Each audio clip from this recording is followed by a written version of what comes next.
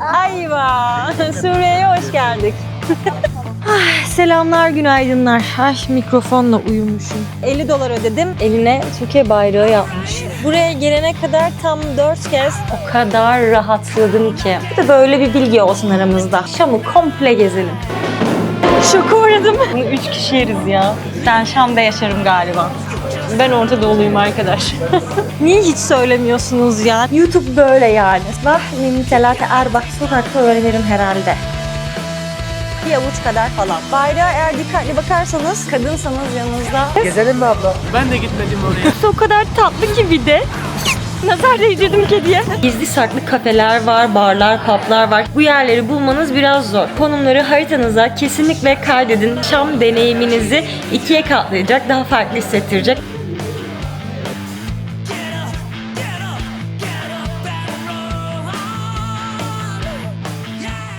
Sıcacık bir Lübnan gününden selamlar. Burada kış yaşanıyor ama kış olmasına rağmen hava 20 derece falan ve bayağı sıcak. Ben ne yapıyorum? Ben Lübnan'ın Şatura ilçesindeyim ve Suriye'ye gitmek için, sınıra gitmek için bir dolmuş bakacağım şimdi. Zaten çok yakın bir yer, yani böyle 20 dakikada falan sınırda olacağım için böyle küçük küçük minibüsler oraya gidiyor diye düşünüyorum. Damascus, no la taxi, minibus. Border. In border, okay. How much? $2. $2, tamam. Damascus. No, border. You have Damascus directed. And, How much is direct? Okay, how much is taxi? yes. 15,000. 50,000. Yeah, No, direct. No, servis okay. Sınıra giden servislere bindim şimdi. Sınıra $2 gidiyormuş. Damaskus'a direkt olanlar var. O da $50 dedi bir tanesi. Diğeri de ne $50'ı $10 dedi. Ben de gerek yok dedim. $2 sınıra giderim. Sınırdan yine paylaşmalı böyle servislerle Damaskus'a giderim. Şam'a giderim yani. Daha Suriye sınırına gelmeden 1,5 kilometre önce durduk. 1,5 kilometre önceden Lübnan'dan çıkışımızı verdik. Pasaportlara çıkış damgamızı bastırdık. Sınır kapısında servisten indikten sonra birileriyle tanıştım. Onlarla beraber gideceğim şimdi Şam'a kadar. 1,5 kilometre sonra da Suriye'ye girişimizi yapacağız. Damascus Center. How much? Hiç fiyat falan söylüyorum ama kimse bir şey söylemiyor. Nasıl gireceğiz artık? Sıkışacağız. YouTube. YouTube. Sah, YouTube. Şimdi Suriye girişine doğru gidiyoruz. Ama şu aradaki alan böyle bir yaklaşık 1,5 kilometrelik alan galiba hiçbir yere ait değil. Burası böyle tampon görevi gören bir bölge anladığım kadarıyla. Ayva! Suriye'ye hoş geldik. Suriye'den ilk görüntüler. Henüz pasaport kontrol noktasına girmedik. Ama an itibariyle Suriye sınırları içerisine girmiş bulunmaktayız. Sınıra geldim şimdi. Sorunsuz bir şekilde geçtim. Sadece $50 ödedim. Onun karşılığında işte nereye gideceksin, nerede kalınacaksın, ne iş yapıyorsun gibi sorular sordular. Ama herhangi bir şey kontrol etmediler. O yüzden sakin sakin geçmiş oldum. Bana öyle geliyor ki şimdi Şam'a gidince özellikle Türkçe konuşurken çoğu insanın anlayacağını, beni durdurup konuşmak isteyeceğini zannediyorum. Sınırda tanıştığım ailenin o küçük kızı eline Türkiye bayrağı yapmış.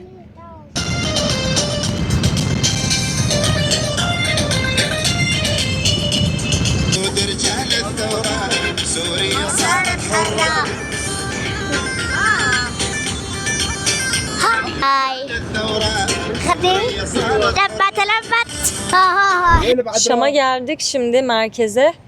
Gelince bir tık daha rahatladım açıkçası çünkü buraya gelene kadar tam 4 kez araba durduruldu, arabanın içine bakıldı, yüzümüze bakıldı, pasaportlarımıza bakıldı falan. Yani bayağı bir sürekli kontrolden geçer gibi olduk. Şimdi şehir merkezine gelince bir tık rahatladım ama şimdi kaybolduk gibi bir şey oldu yani. Adresi bulmakta güçlük çekiyoruz. Bayağı kalabalık ve bayağı meşgul bir şehre benziyor Şam. Biraz tepem atmadı değil arkadaşlar. Geldik 2 saattir merkezde dolaşıyoruz. Bir türlü gidemedik gideceğimiz noktaya. Ama şöyle Şam'ın ilk görüntüleri olarak şöyle çekeyim size.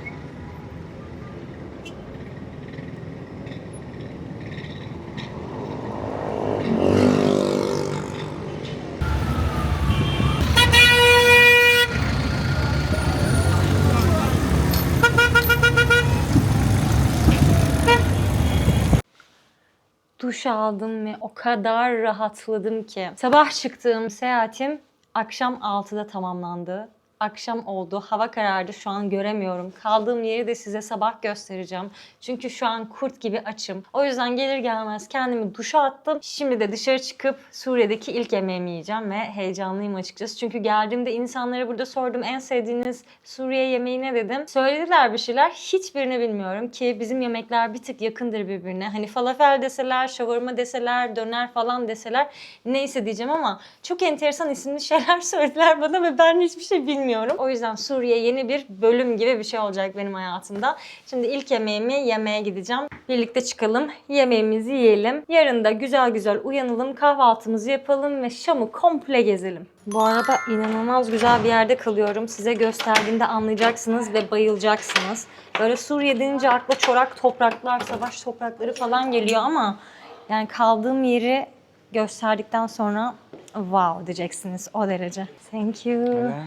Resmen hava kararmış, akşam olmuş ve ne yiyeceğime henüz karar vermedim. Ne yesem acaba? Şimdi Lübnan'da standartlarım inanılmaz yükseldi. Suriye'ye gelmeden önce Lübnan'daydım ve işte humustur, falafeldir, sarmadır, aklınıza gelebilecek her şey vardı ve her şey çok lezzetliydi. Ve standartlarım bayağı bir yükseldi. Sadece künefe konusunda bir tık hayal kırıklığına uğradım. Çünkü künefe denedim. Yani hem sütlü yapıyorlar künefeyi hem peynirli yapıyorlar. Hani bu da yetmiyor. Bir de ayrıca bir böyle kak dedikleri ince hamursuz bir ekmeğin içine koyuyorlar künefeyi. Öyle de bir versiyonu var. Hepsini denedim. Ama Türkiye künefesini daha çok seviyorum galiba. Belki künefe burada çok daha güzeldir. Hadi bakalım. Kaldığım yer Şam'ın en tarihi merkezinin ortasında bir yerde. Güzel bir konumu var. Pıtı pıtı her yere yürüyerek gidebileceğim bir mesafedeyim. O yüzden kafamda hiçbir şey yok. Dümdüz ilerleyip önüme ne gelirse gireceğim, bakacağım, deneyeceğim. Çok güzel böyle ara ara sokaklar var. Birazcık böyle kaybolulması bir yer gibi. Sokaktan sesler geliyordu. Nereden geliyor? Düğün mü var? Nedir bu çalgı çengi diye geldim ama pardon. Bir kiliseden geliyormuş. Hello, can I come? Can I walk? Can I see what's happening?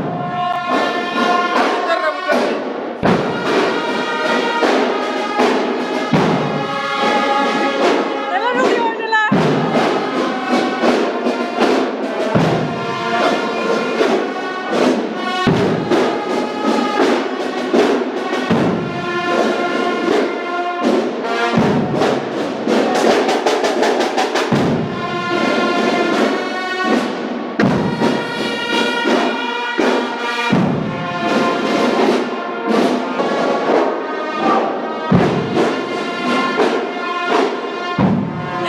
Şoka uğradım. Hiç böyle bir şey beklemiyordum içeriden. Yani böyle bir düğün sesi gibi falan gelmişti bana. Şenlik mi var acaba diye ilerledim.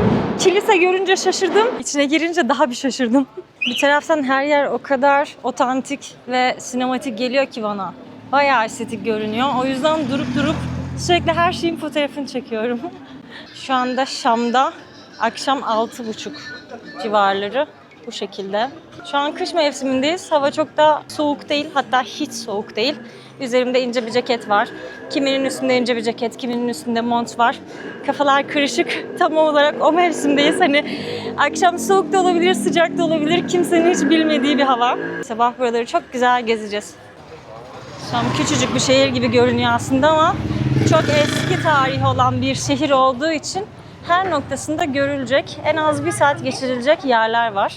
Şimdi ilerlerken dışarıdan çok güzel görünen ve kalabalık bir yer gördüm. Hem ışıkları çok güzel görünüyor hem yemekler eminim çok güzeldir. Buradan. Okay, thank you. Giriş böyle biraz sıkıntılıydı. Hello. I will be only one. One. Do you have any small table? Here? No, or there. Okay, I can sit there. Thank you. Suriye'den izleyeceğiniz bir diğer video yemeklerle alakalı olacak. Kesinlikle Suriye yemeklerinin hepsini denemek istiyorum. O yüzden ona ayrı bir video çekeceğim. Burayı seversem muhtemelen burayı da oraya eklemiş olacağım. Çünkü gerçekten çok güzel görünüyor her şey burada. Eminim ki yemekler de güzeldir. Menü geldi. Menüde size göstermek istediğim şeyler var. Şimdi 1 dolar 110 Suriye parası yapıyor. Suriye pound'u yapıyor. Yani aslında 1,5'tan hesaplarsak daha böyle hani onun biraz altı diye düşünebiliriz. Ben genelde öyle yapıyorum. Yani Lübnan bana yemek konusunda bayağı ucuz gelmişti. Suriye galiba Lübnan'dan çok çok daha uygun ve yani yemekler bence çok güzeldir. Bakın şurada şey var mesela. İşte humus aslında Arapçada şey demekmiş galiba, nohut demekmiş. Yani ben nohutla yapılan o humus, mezeyi humus zannediyordum ama humus aslında nohut demekmiş. Aa ne geldi? Meze geldi buraya bakın.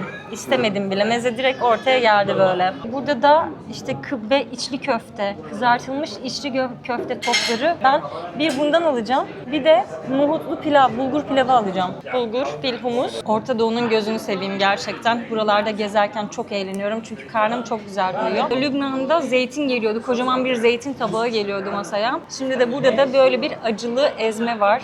Acı sosu. Bir de naneli bir şey galiba. Bu bilmiyorum. İlk defa böyle bir şey yiyorum.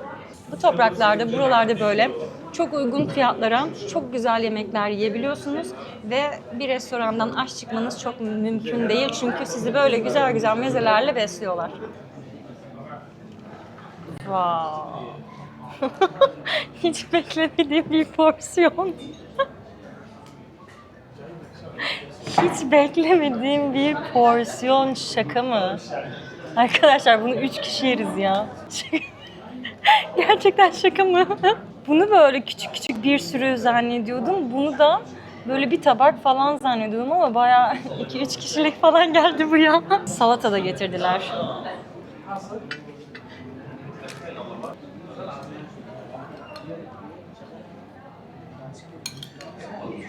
Thank you so much.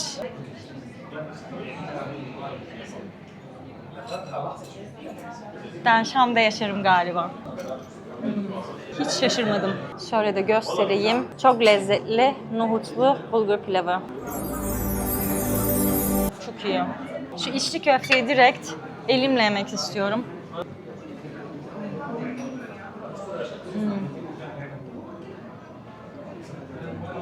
Kötü olmasını beklemiyordum zaten. Ama bu kadar iyi olacağını da beklemiyordum. Bayağı lezzetli. Ağlayasım geliyor gerçekten böyle gezerken. Bu yemeklerden mahrum olan insanlar aklıma geliyor. Kıtalar aklıma geliyor. Üzülüyorum. Orta Doğu'ya ben çok geç gelmişim arkadaşlar. Benim yerim Orta Doğu'ymuş ya. Bir de bana şöyle bir şey getirdiler. Sıcak ekmek. Böyle pufuduk bir şey. Bu kak dedikleri şey galiba bu. Bakın içi hamursuz. Çok mutluyum ya. İnanılmaz mutluyum. No thank you. One is enough. Thank you so much.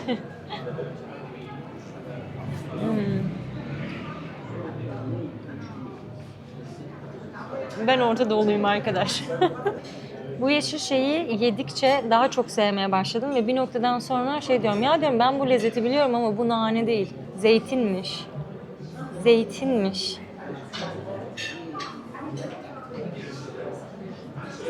Bu nasıl bizim mutfağımızda yok ya bu kadar lezzetli bir şey. Meyve getirdiler. Meyve tabağı getirdiler böyle kocaman. Aa çok güzel. Teşekkür, thank you so much. Yemeğimi bitirdim. Hesabı istedim hatta. Bana böyle şöyle bir meyve tabağı getirdiler. Ama herkese getiriyorlarmış yani buranın olayı buymuş. Tatlı da getirdiler. Şaka mı? Bunları ben anlamadım şimdi. Bunları yiyeceğim ve yediğim kadarını mı ödeyecek miyim ben? Yani öyle olması gerekiyor. Anlamadım, hiçbir şey anlamadım ben şu an. Bu hep böyle mi dedim? Şey diye çevirdiler. Buranın misafirperverliği bu şekilde dediler. Bir de öyle bir şey ki şimdi yemesem ayıp olur gibi hissediyorum. O yüzden bir tane şey yiyeyim. Yani bu sadece bana özelse böyle çektiğim için bir taraftan da misafirperverlik yapmak istedikleri için getirdilerse bile bayağı cömertler. Kocaman bir tabak. Ben şok. Utandım ya. Var be. Bir tane de kek aldım böyle. Çok güzel. Tehlikeli başladık Suriye'ye. Tıka basa doldum. Yetmedi. Yemeğin 3'te 2'sini falan paket yaptırdım. Üstüne tatlılar yedim. Meyve yedim. Arkadaşlar ben yemek bağımlısı falan değilim ama Orta Doğu tam benlikmiş ya gerçekten. Niye hiç söylemiyorsunuz ya? Neden hep böyle farklı farklı şekillerde gördük mesela? Niye kimse yemeklerinden bahsetmedi Suriye'nin? Neyse karnımızı güzel güzel doyurduk. Şimdi benim için gidip sadece yatma vakti çünkü bugün gerçekten çok yoruldum. Yarın sabah görüşürüz. Yani 2 saniye sonra falan. Bye bye. Selamlar, günaydınlar. Ay mikrofonla uyumuşum. Şaka şaka. Çoktan kalktım kahvaltımı yaptım bile ama Suriye yemek videosunu izlerseniz kahvaltıyı ona eklemek istiyorum. Çünkü o videoyu komple yemeklerle alakalı yapmak istiyorum. Şimdi ben neredeyim? Şimdi odadayım ben. Burayla ben işbirliği yaptım açıkçası arkadaşlar. Dürüst olmak gerekirse. Ama gerçekten de sevmediğim bir şeyde tanıtmayı hiç sevmediğim için ayrıca sevdiğim için tanıtımını yapıyorum şu anda. Zavallı sırt çantama çok bakmayın. O da bu şekilde. O da normal bir oda aslında. Ama dışarıyı gösterdiğimde bayılacaksınız. Dışarıyı göstermeden önce de odada sevdiğim küçük küçük detayları size göstermek istiyorum. Yani mesela dünyanın en önemli şey değil ama burada her cihaza uygun şarj aletini burada takılı hazır bir şekilde görmek benim hoşuma gitti. Bu gece paket yaptırdığım 10 kişilik bulgur pilavı. Ya bakar mısınız ben bunu tek başıma nasıl bitireyim ya? O porsiyon da biraz abartı değil miydi sizce? Anahtarları da çok sevdim. Lamba anahtarlarını. Bunlar benim bu zamana kadar her otelde görmediğim şeyler. Buradan böyle jiletinizden jilet köpüğünüze kadar, kesenize kadar, şuradaki tülüne kadar sıkıcı, soğuk ve donuk bir lüksten ziyade otantik bir lüks hissi veriyor bence. Bakın mesela. Güzel hissettiriyor. Tatlı yani. Bu arada 2026 yılının ilk hobisi hayırlı olsun. Fotoğrafçılığa, analog fotoğrafçılığa sardım. Bu aslında sevgilimin Teva'nın fotoğraf makinesi. Ama o başka, onun 2 tane olduğu için bir tanesini ben yanıma aldım. Böyle Suriye sokaklarında gördüğüm otantik şeyleri çekeceğim. Bu da böyle bir bilgi olsun aramızda. Bu arada çok samimi bir bilgi daha vereceğim arkadaşlar. Bu ay YouTube'dan 4000 TL kazandım. Geçen ay 11 TL kazandım. 11.000 TL kazandım. Bir önceki ay 12.000 TL kazandım. Bu kız nasıl geziyor, nasıl kazanıyor derseniz de kazanmıyorum. Gezerken çok para harcamamaya çalışıyorum. Rakamlarım giderek yükseldiği için Instagram'da o rakamları kullanarak bir şeyler yapıyorum falan. Ara ara Instagram'dan reklam alıyorum ama YouTube böyle yani. Sadece seviyorum. Gerçekten sadece bu işi seviyorum. 3 yıldır falan bir tek böyle sanırım İran videolarım güzel izlenmişti. Ondan sonra da durdu zaten. Türkiye kitlesi ne Türkiye videolarını izliyor ne başka bir şey izliyor. Yani ben mi özellikle desteklenmiyorum bilmiyorum ama böyle baktığımda hani evet konseptlerimi değiştirmeye çalışıyorum. Bir şeyler yapmaya çalışıyorum. Kapak fotoğrafına AI yardımıyla mı yapsam daha mı doğal olsam falan filan çeşit çeşit şeyler deniyorum yani. Umarım bu videoyu ilk izleyen insanlardan değilseniz videonun izlenme sayısı 100.000'i falan geçmiştir yani. Demek istediğim bu iş sadece böyle gönülden yapmayınca yapamayacağım bir iş benim. Böyle kamerayı elime alıp konuşunca mutlu oluyorum. Güne güzel başlıyorum böyle. Çünkü bir şeyleri göstermeyi, tanıtmayı falan çok seviyorum. O yüzden bu benim sevdiğim bir şey. Ve bütün emeklerimi ve bütün her şeyimi aslında buna veriyorum. Ben 3-3,5 yıldır falan yani düşünün.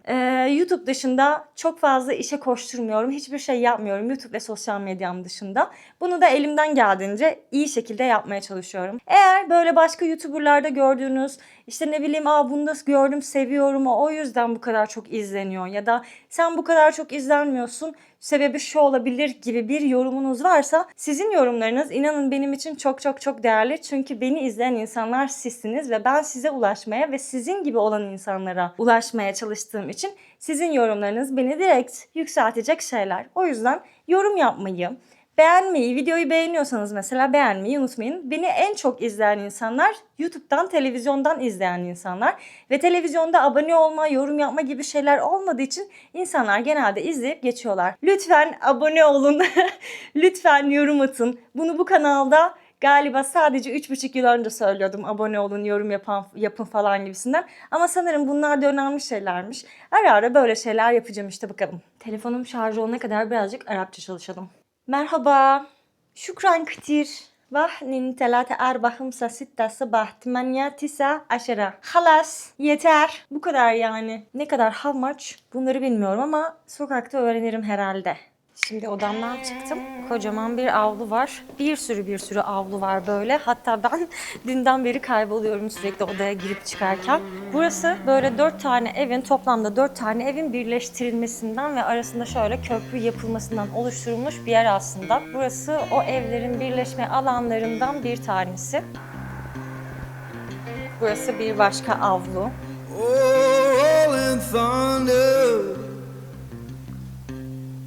calling down my name. Why don't you hear me wonder? Ooh. Çok güzel görünmüyor mu her şey? Yani Şam'a gelene kadar çok böyle kaotik bir trafikten falan geçmiştim. Otele girdikten sonra sanki bambaşka bir evrendeyim gibi, bambaşka bir dünya başladı benim için. Çünkü çok sakin, her yer yeşillik dolu. Sürekli kayboluyorum. Burası da en büyük avlu. Thank you.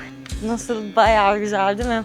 Arkadaşlar, eğer Şam'a gelecek olanınız varsa ve daha düşük bütçeli geziyorsanız, daha düşük bir bütçeniz varsa bu otele bütçe ayıramayacaksanız da size bir açıklamalar kısmına bir konum bırakıyorum. Bu otel haritalarda yok ama güzel lokasyonlu bir otel. Geceliği $10 gibi bir şey. O yüzden Şam'da vakit geçireceksiniz eğer, orası güzel bir seçenek olabilir sizin için, aklınızda olsun.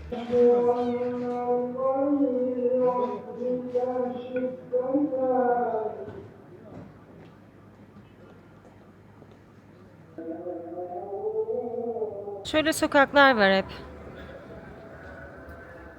Bakın buralarda hep sonradan birleştirilmiş.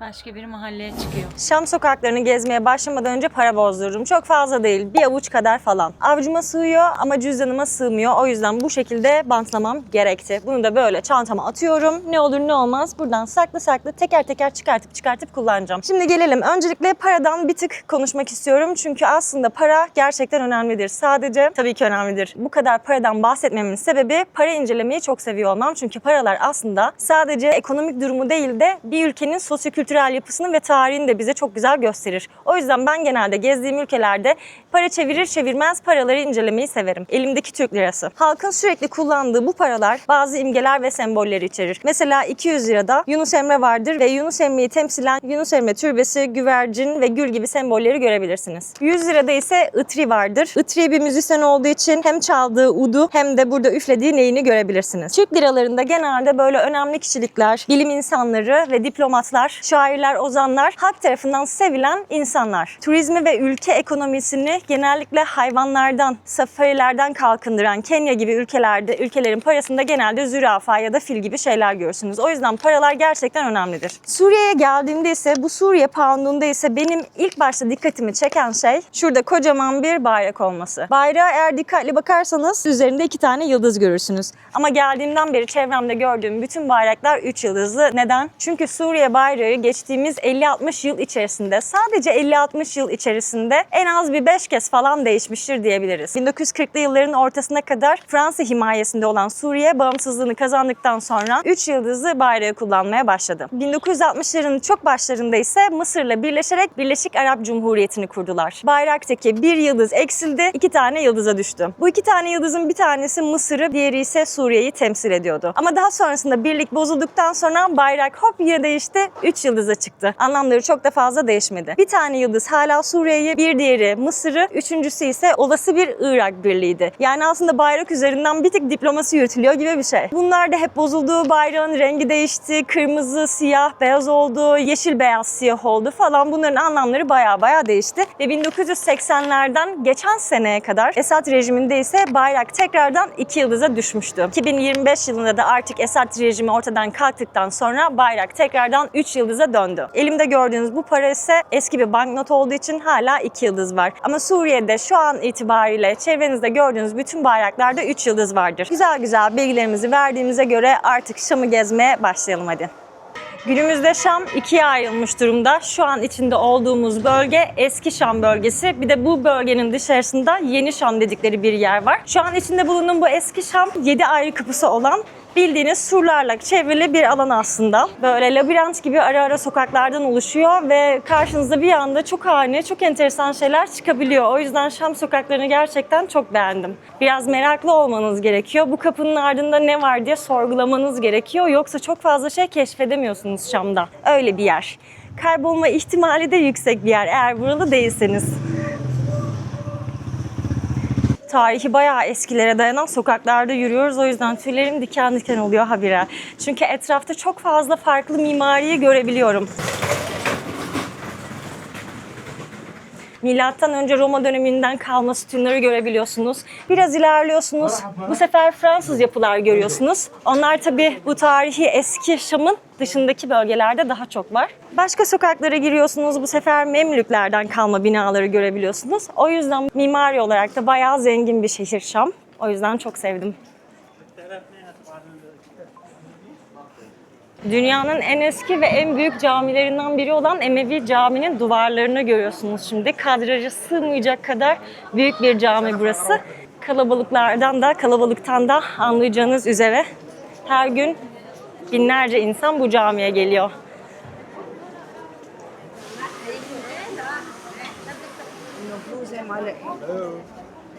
Caminin girişi bu taraftan, şu taraf ise tarihi Kapalı Çarşı'ya çıkıyor. Şam'ın ünlü Kapalı Çarşısı El Hamidiye Çarşı'ya çıkıyor. Önce camiye gideceğiz, daha sonrasında çarşının içine girip kaybolacağız. Bayağı sokak sanatçıları, herkes burada şu anda. Şu taraf erkeklerin girdiği alan, biz ileri taraftan gireceğiz. Ama hepimiz aynı avluda birleşiyoruz, o yüzden sıkıntı yok. Suriye'ye gelirseniz ve kadınsanız yanınızda şöyle eşarp taşıyın. Çünkü böyle yerlere girerken şöyle yapmak yeterli olur diye düşünmüştüm ama olmadı. O yüzden böyle şu mavi, bunun ismini bilmiyorum, böyle uzun bayağı tüm vücudunuzu kapatan ve şöyle bir kapşını olan bu kıyafeti, bu giysiyi almanız gerekiyor. Yani kiralamanız gerekiyor aslında. 15.000 Suriye pound'una bunu kiralıyorsunuz. Turist olsanız da, yerel olsanız da bunu size veriyorlar. Eğer böyle uzun bir pardösü giymiyorsanız, giymek zorundasınız. Bu cami tarih severlerin bayılacağı bir cami. Bakın daha girer girmez Roma sütunlarını görebiliyorsunuz. Bayağı dolu dolu tarih olan bir cami. Burası Milattan önce 60'lı yıllarda aslında bir pagan tapınak olarak inşa edilmiş Romalılar tarafından. Daha sonrasında milattan sonra 300'lü yılların ortalarında yine bir Roma İmparatoru tarafından kiliseye çevrilmiş. Çevrildikten yaklaşık bir 350 yıl sonra 600'lü yılların ortalarında da buraya Arap orduları girdikten sonra, şehri Arap orduları ele geçirdikten sonra burası bir camiye dönüştürülmüş. Ama camiye dönüştürüldükten sonra yaklaşık bir 70 sene boyunca da burası hem kilise olarak hem cami olarak kullanılmaya devam etmiş. Yani 70 yıl boyunca iki din mensubu insanlar da bu camiye gelip ibadetlerini gerçekleştirmişler. Ama zamanla Müslümanların sayısı arttıkça burası şu anda sadece Müslümanların kullandığı bir cami. Cami avlusu da böyle ikiye ayrılmış. Sağ tarafta erkekler, sol tarafta kadınlar var. Mimarisi muazzam görünüyor. Biz o kapıdan giremiyoruz ama umarım girdiğimiz kapıdan da diğer tarafın mimarisini görebiliriz. Çünkü bakar mısınız şuna? Muazzam görünüyor. Buraya gelirseniz Cuma günü dışında bir gün gelmenizi öneririm. Çünkü Cuma günleri bayağı kalabalık oluyor. Sıkıntılar da yaşayabilirsiniz eğer fotoğraf veya video çekmek isterseniz. Çünkü izin vermiyorlar Cuma günleri.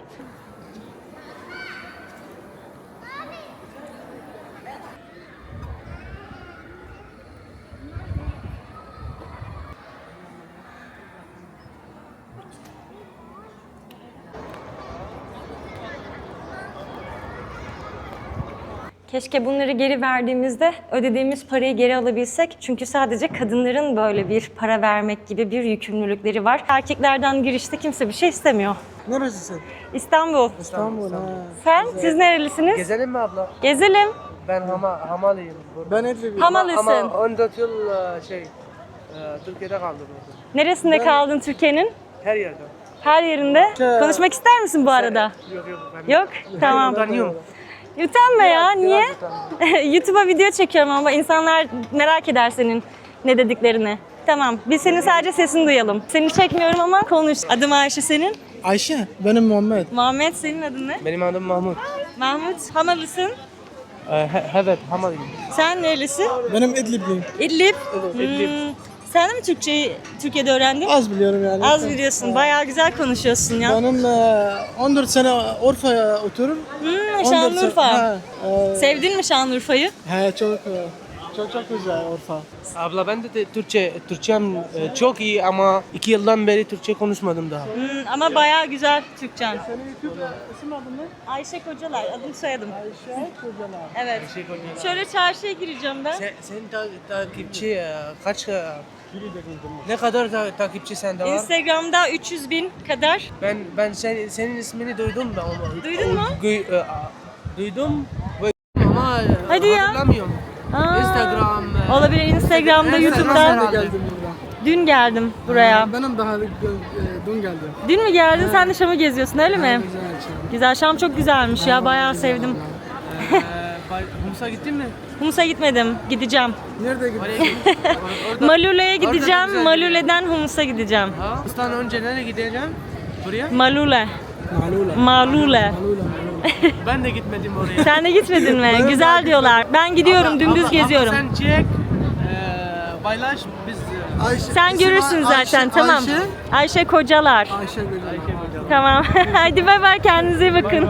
Çok hoşuma gidiyor böyle. Türkçe konuşunca yanıma geliyorlar. Türkçe bilen insanlar Türkçe konuşmak istiyorlar. Biraz işte özellikle Türkiye'de yaşadılarsa bir süre sohbet etmek istiyorlar, konuşmak istiyorlar. Hoşuma gidiyor.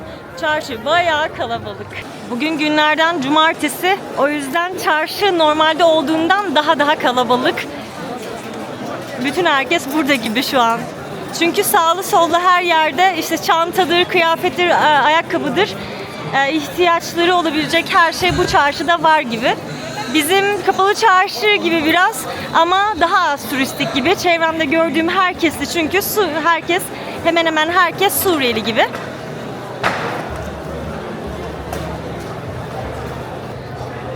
Çarşının ortasında fantezi giyim beni bir hayli şaşırtıyor. Size bu videoyu çekerken aynı zamanda sokak lezzetleri ve Suriye yemekleri videosunu da çekiyorum. Çünkü gün içerisinde sürekli bir şeyler yiyip içiyorum. Ama bunu ayrı bir video olarak koyacağım. O yüzden o videoyu izlemeyi unutmayın. Sakın kaçırmayın çünkü Suriye'nin güzel yemeklerini ve sokak lezzetlerini hemen hepsini denemek istiyorum. Çok kalabalık olması, çeşit eşyaların, giyim kuşamın satılması, tamarinciler, fazlasıyla fantezi giyim dükkanının olması dışında çarşıda çok fazla ilgi çeken bir şey yok. O yüzden çarşıdan çıkıyorum.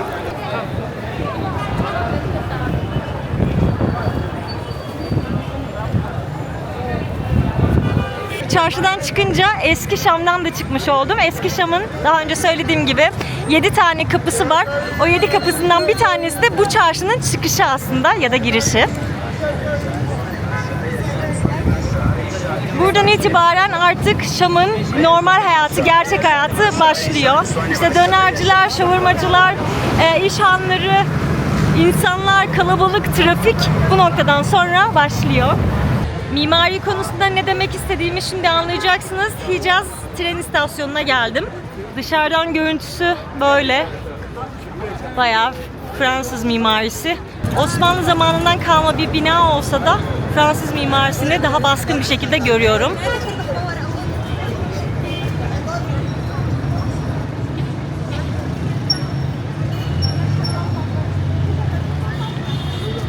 Arka tarafta görülecek çok bir şey kalmamış. Sadece bina olarak ayakta durmuş. Şu an çalışan herhangi bir tren istasyonu yok. Burası Osmanlılardan kalma bir binaymış. Ama tabii ki Fransız etkisini de yer görüyoruz. Çok güzel görünüyor.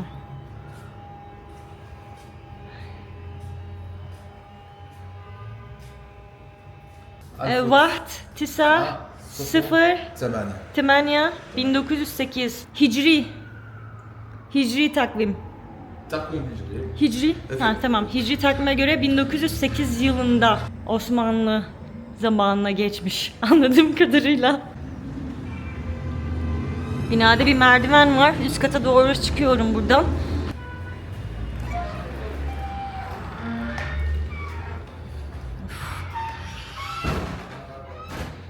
Sağlı sollu odalar var. Bu odalar muhtemelen işte tren rayının, tren istasyonunun idari işlerinin yapıldığı odalardı. Çok iyi. Dışarıda da bir balkonu var.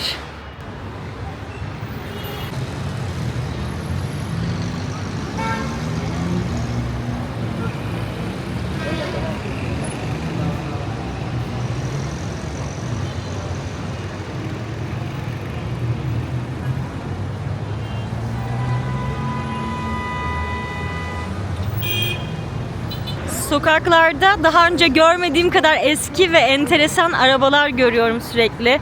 Dolmuşlar falan da çok eski. Bu bayağı enteresan geldi, bakın.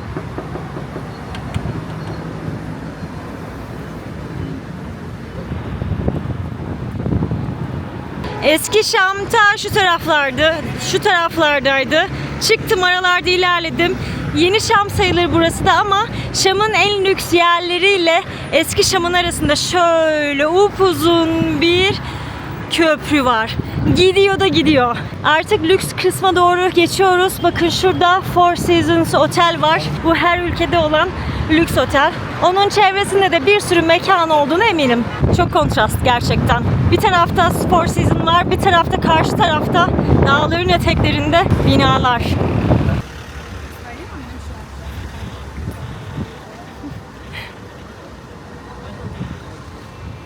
Aşkım mı? Aşkımdayım aşkım. Suriye kedileri enteresan derecede arkadaş canlısı. Asla ısırmıyorlar, asla kaçmıyorlar, asla tırmalamıyorlar ya. Bakın hepsi o kadar tatlı ki bir de. Nazar değdirdim kediye. Do you change to new money? Yes. Bakın yeni parayı aldım şimdi. Sıfırlar atılmış direkt 50 diye. Yani 5000 değil de 50 pound. Ve üstündeki görseller değişmiş. Bence çok daha iyi olmuş. Tüm ülkeyi yansıtan şey nedir derseniz yemekte herkes hemfikir. O yüzden bence bu banknotlar iyi olmuş. Sokakta yol yok. Yolun ortasına bırakmışlar ya, şaka gibi.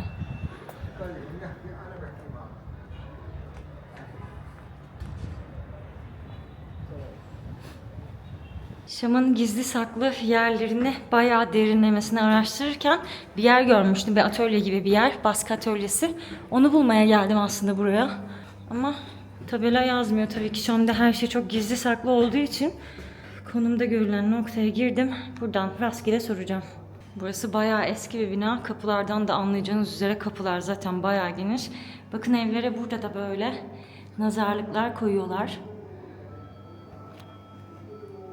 İşte nazar boncuğu, nazar el, işte nar falan, bunlar hep bereket simgeleyen şeyler. Ama kimse açmıyor. Benim şap diye dalış ama. Bye bye'den. Ne güzel ya, parklar dop dolu, insanlar burada oturuyorlar. Güneşleniyorlar hafif hafif, dinleniyorlar. Bayağı hoş.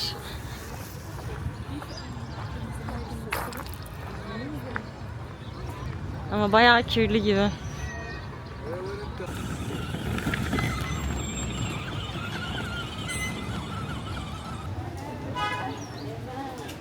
Bakın ilk defa burada görüyorum. Zaten ince ince tabule. Tabule için özel, tabule çok özel bir salata burada. Tabule için ayrıca ince ince kıyılmış sebzeleri böyle satıyorlar burada. Hali hazırda kıyılmış şekilde. Şükran. 3-4 mahallede bir böyle merkezler var. Bu merkezlerde de yine alışveriş yapabilecekleri dükkanlar var insanların. Yani sanki her bir mahallenin ayrı bir merkezi varmış gibi. Bir kafeye geldim, oturdum. Hiç güleceğim yoktu arkadaşlar. Bir çay istedim. Çay geldi. Gelir gelmez kahkahayı patlattım. Çaya bakar mısınız? Yok artık yani.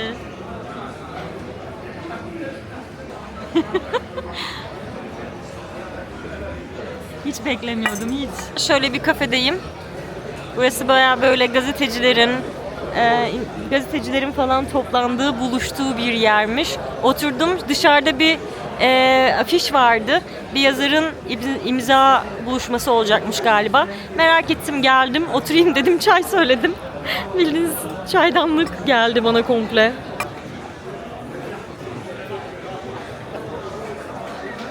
Şehirde gezerken çünkü biraz da edebi ya da sanatsal bir şeyler bulmak istedim. O yüzden buraya gelmiştim. Buldum da çok da iyi oldu. Bir yazarın, bir şairin aslında kitapları için imza buluşması var burada. Bir sürü insan gelmiş. Şöyle bir şiir kitabı. Anlamlarına baktım ChatGPT kullanarak. Bayağı güzel şiirler var. Sanırım hatıra olarak bunu alacağım.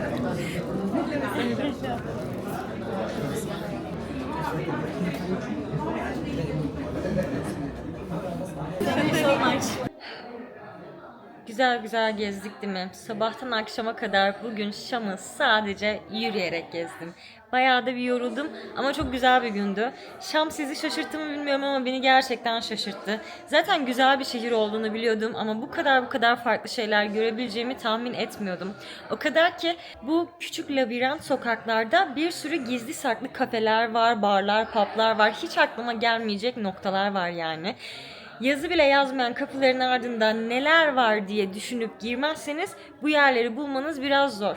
Videoyu sonuna kadar izlediğiniz için şöyle bir kıyak yapıyorum. Eğer Şam'a gelirseniz açıklamaya yazdığım konumları haritanıza kesinlikle kaydedin. Bir gün olur da Şam'a gelirseniz buralara girmenizi kesinlikle tavsiye ederim. Bunların bazıları haritada var, bazıları haritada yok. O yüzden tam net olarak konumlarını da ekliyor olacağım. Bunlar kafeler, barlar, publar, böyle değişik enteresan şeyler yani. Şam deneyiminizi ikiye katlayacak, daha farklı hissettirecek, daha otantik hissettirecek yerler aslında. İzlediğiniz için teşekkür ederim. Bir sonraki videoları kaçırmamak için abone olmayı unutmayın. Gülümseyin, çekiyorum. Çektim. Selam. La la la la la la. La la la la. Bunun ismi Uzi'ymiş. Ben bu lezzeti çekerim.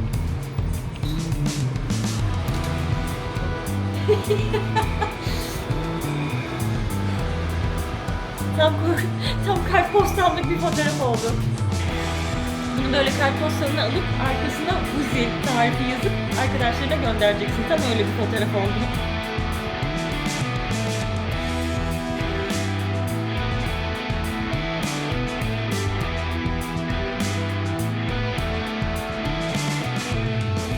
Al inicio del ser, quiero puedas ver